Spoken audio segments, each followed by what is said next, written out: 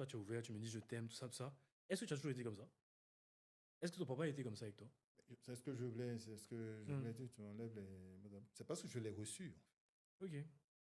C'est parce que je l'ai reçu que j'ai donné facilement. Tu penses que Je c'est n'ai pas possible fait de... l'exercice. Est-ce que tu penses que c'est possible de donner sans avoir reçu ça? Mais à la base, on donne ce qu'on a reçu. Mm. On a vécu.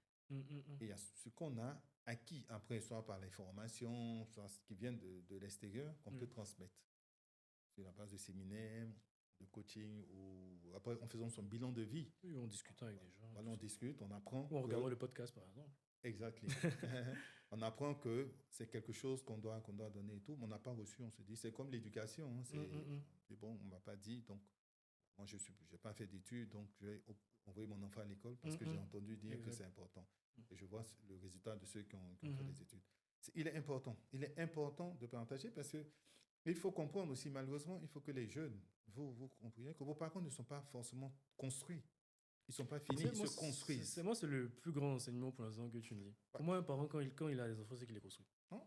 Il y a des gens qui se construisent. Il y a des gens qui se construisent à 70 ans, 90 ans.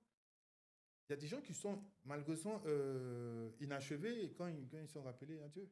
Okay. Parce qu'ils meurent avec leurs blessures.